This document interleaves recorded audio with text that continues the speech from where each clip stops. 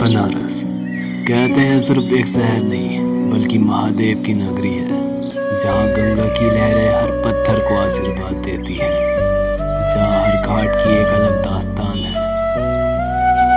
सुबह के समय सूरज की पहली किरण जैसे ही गंगा के जल पर पड़ती है, मानो पूरा बनारस बस सुनहरी आभा से नहा उठता है।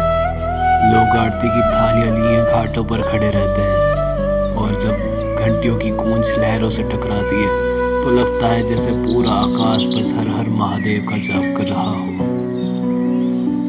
इन्हीं घाटों में से एक है मणिकर्णिका घाट, जहाँ जीवन और मृत्यु का संगम होता है, जहाँ चिताएं कभी बुझती नहीं, आग हमेशा जलती रहती है।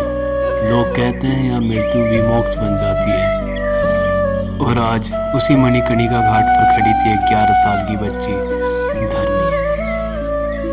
उसकी सूजी हुई आंखों में अब आंसू तो बचे नहीं थे, लेकिन चेहरा कह रहा था कि उसने रात भर रोकर अपनी मासूमियत कहीं गंगा में खो दी है। उसके सामने 2 चिताएं जल रही थी, उसके माँ बाप की। वो मासूम अपने छोटे छोटे हाथ जोड़कर बस यही कह रही थी, माँ, बाबा, मुझे अकेले मत छोड़ो ना, मत छोड़ो। तभी उसके कंधे पर एक भारी हाथ आया। धारनी बिना देखे बोली, अंकल, अगर आपका घर जाने का मन है तो आप जाइए, मुझे कहीं नहीं जाना, मैं यहीं रहूंगी अपने माँ बाबा के पास। वो आदमी थे वीर प्रताप राजवंशी, धारनी के बाबा के बचपन के दोस्त। धारनी का गोल चेहरा अपने हथेली पर लेते हुए बोले, बेटा, कब तक इन चीताओं को देखोगे? आपको हमारे साथ घर चलना है। आज शाम हमें राजस्थान निकलना है। धरनी मासूमियत से रोते हुए उनके गले लग गई। अंकल, क्या मेरे माँ बाबा वापस नहीं आएंगे? उनसे कहिए ना, उनके धनु उन्हें बुला रही है, उनसे कहिए ना कि वो वापस आ जाए। ये सुनकर वीर प्रताप की आंखें भर आई। उन्होंने उसके सिर पर हाथ फेरते हुए कहा, बेटा, आज से तुम मेरी जिम्मेदारी हो।